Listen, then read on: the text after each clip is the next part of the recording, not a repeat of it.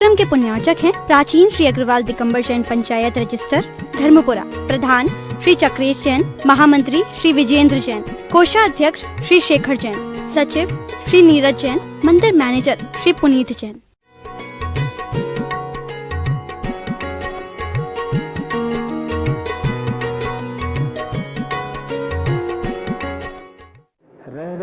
कला है, करते ही रहते हैं, ये शांति से बैठने वाले नहीं है। एक कहावत है कि एक व्यक्ति है, कई लोगों को अगर कोई शांति से बैठा हो तो वो सोचता कि ये शांति से बैठा क्यों, इनकी आपस में लड़ाई करवाओ। कैसे करवाए?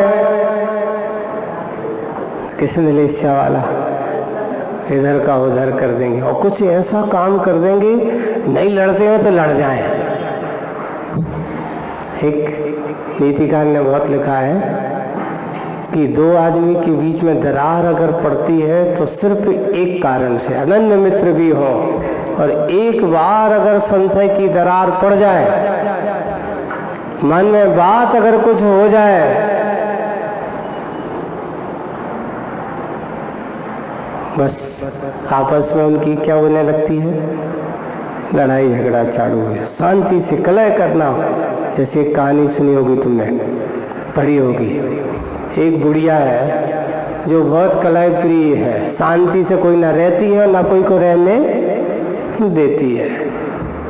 दो मित्र थे, जन्म से ही बिल्कुल उनकी अखंड मित्रता, गांव में उनकी चर्चा चलती थी कि इनसा मित्र आज भी इनकी पढ़ाई लिखाई के साथ साथ इतने बड़े हो जाने के बाद भी ये लोग कभी जाते हैं तो हमेशा साथ रहते हैं। उसके सामने कहा, बुढ़िया के सामने भी यही प्रसंग आया। उसने कहा, अच्छा ये इतने अनन्य मित्र है, इनकी मित्रता तोड़ना 1 मिनट का काम है हमें। बोले कि हो ही नहीं सकता, बड़े बड़े लोगों ने मित्रता तोड़ने के प्रयास किया पर ये तोड़ कोशिश करते हैं, हम भी कोशिश करते हैं, देखते हैं। अच्छा तो मित्रता तोड़ दोगे? बोले कि हाँ कोशिश करते हैं। बस दोनों मित्र कहीं जा रहे थे, बुढ़िया वहां बैठी थी, उसने एक को बुलाया, इधर आओ, तो दोनों आने लगे। दोनों नहीं, एक आना, अकेले से बात करना है, दो से बात नहीं करना है।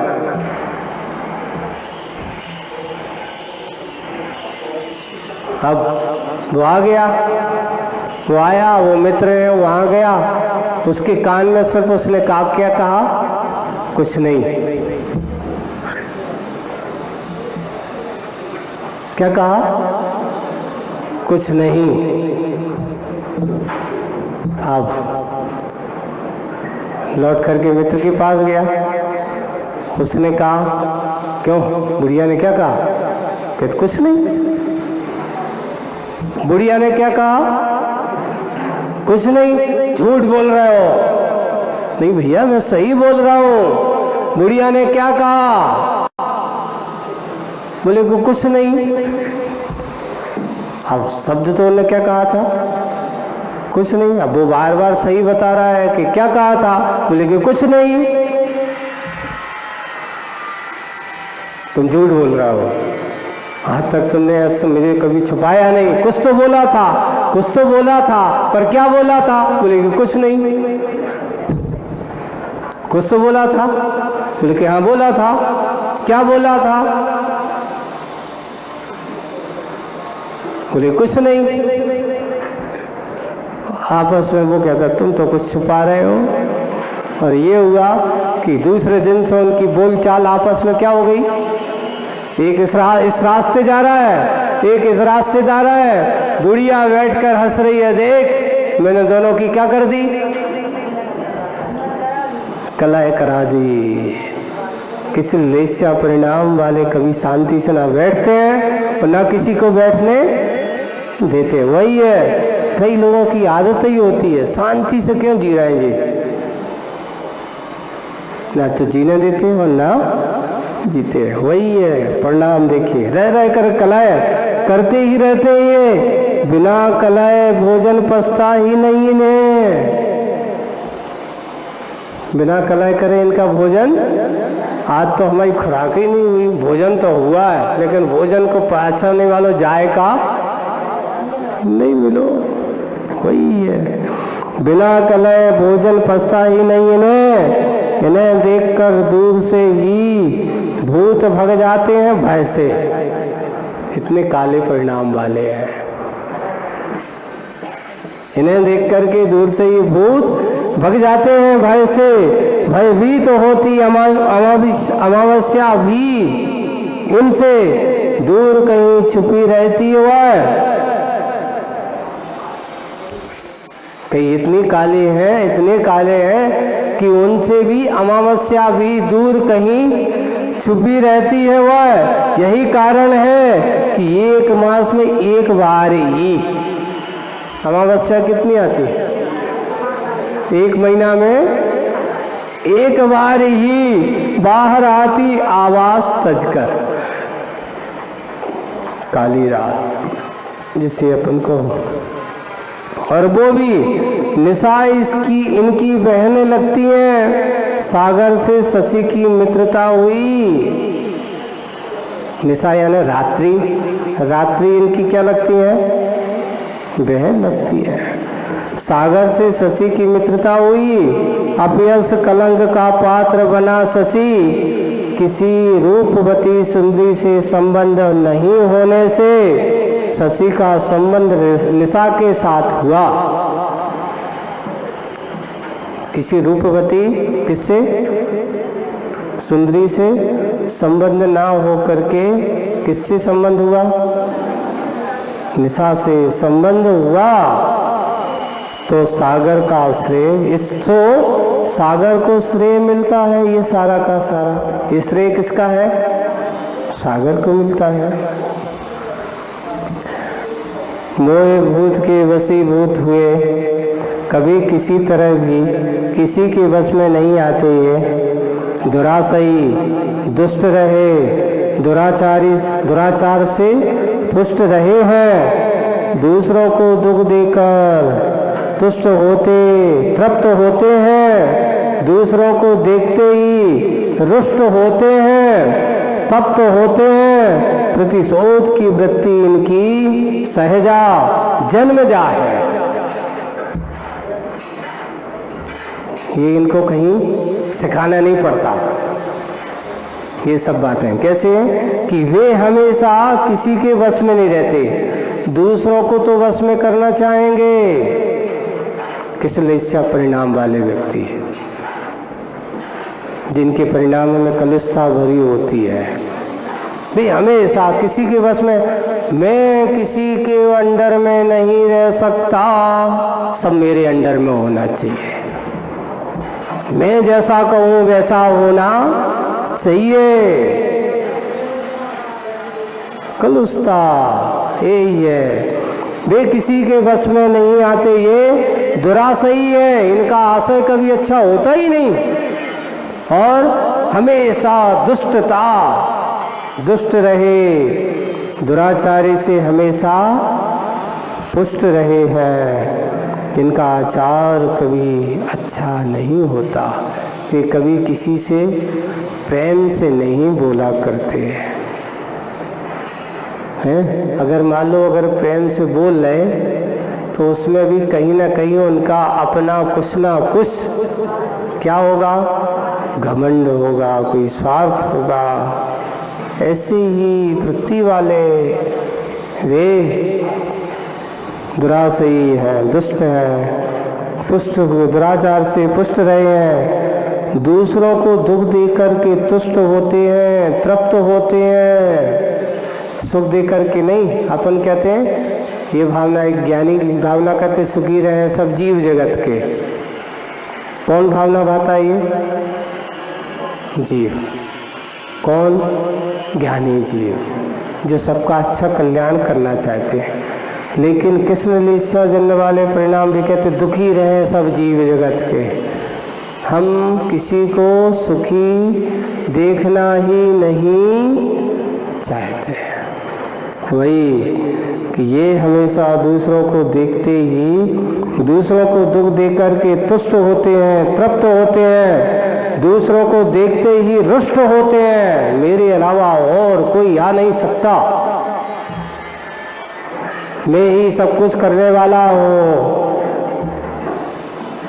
मेरा ही नाम चलेगा, मेरा ही आदेश चलेगा, मेरे ही आदेश चलेंगे, और कोई आदेश किसी का सुनने वाला नहीं है। दूसरों को देखते ही रुष्ट होते हैं, तप्त होते हैं। प्रतिशोध की वृत्ति इनकी सहजा और जन्मजा,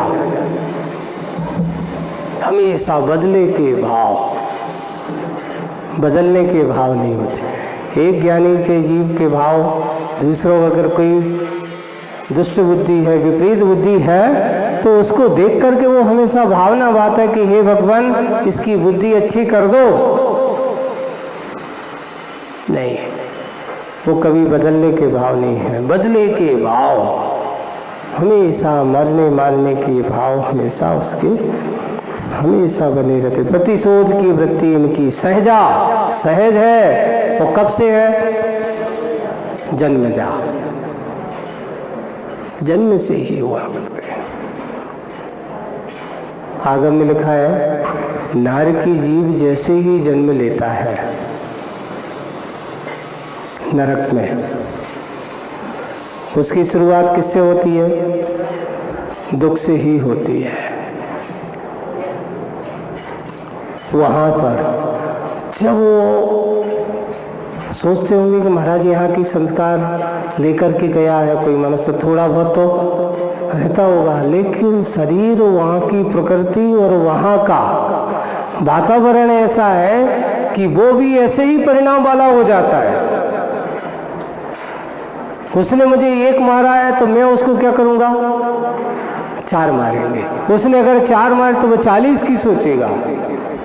बदले के भाव एक दूसरे को हमेशा प्रतिशोध की हिंसा में की आग में जलते रहते हैं।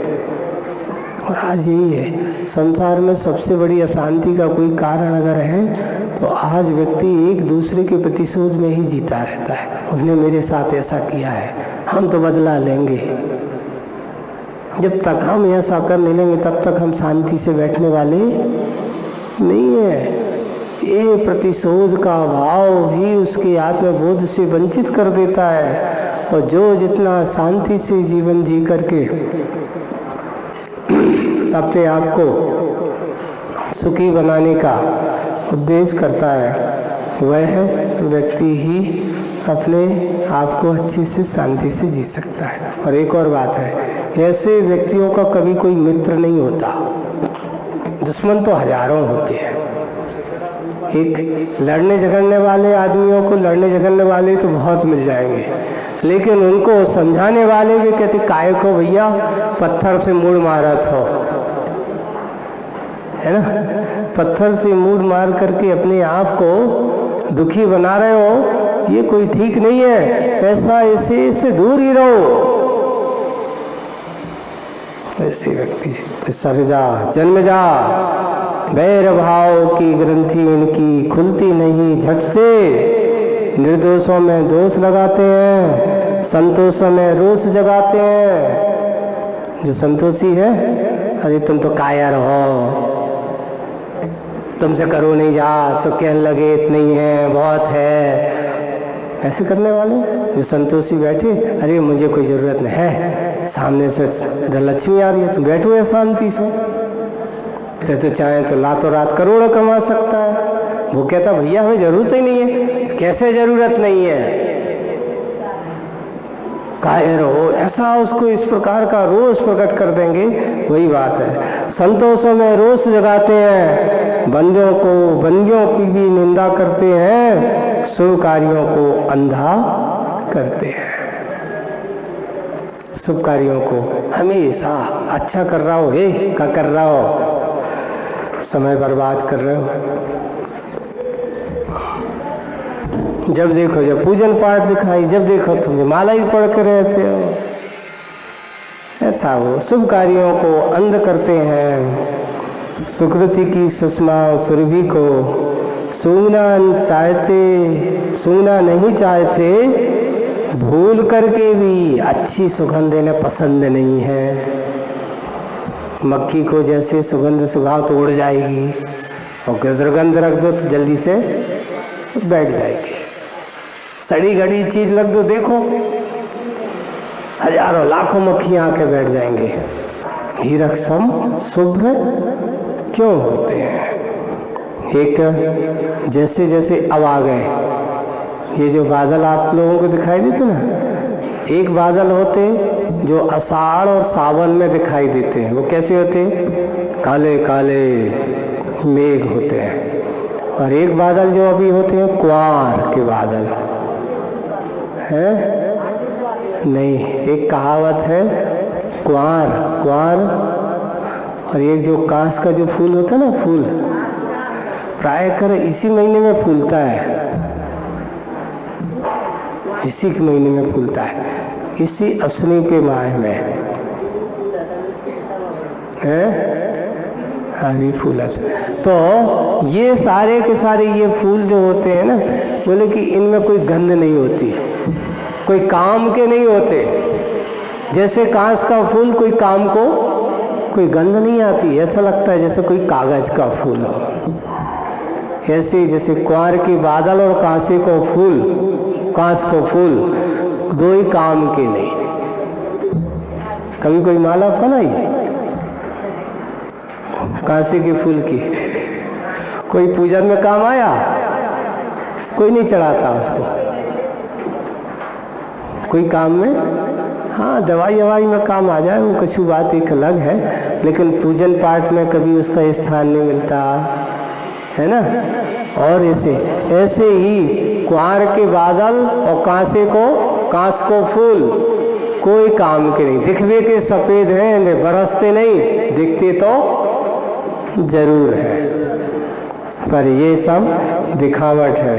बस अब यहाँ ये पयोधर बरसते वर्षा पर विश्व भी बरसाते हैं काले काले बादलों। तो आज काले वाले 3 बादल उठे हैं। कहाँ से? सागर से। पहला बादल का रंग कैसा था? काला। दूसरा कैसा है? नीला। तीसरा कैसा है? कापोत, कबूतर के। तो अभी तो काले वाले बादल की बात कही है कि काले वाला कैसा हो, उसकी प्रकृति की बात कही। आज इतना ही कि लेकिन फिर भी वे बादल कितने भी हो, वर्षा ऋतु के बाद जैसे ही शरद ऋतु, और उस समय से अपने ये बादल और पूरी की पूरी धरती के सारे नदी नाले कैसे हो जाते हैं? साफ सुथरे हो जाते हैं, सब पानी साफ। आगे की बात अभी और अगले बादलों का स्वरूप और उनका मनोविज्ञान कहा जा रहा है। ऐसी मनोविज्ञान दृष्टि, आदमी की दृष्टि और सृष्टि का वर्णन इसके माध्यम से हो रहा है। आज बस इतना ही। बोलिए परम पूज्य आचार्य गुरुवर श्री विद्यासागर जी महाराज।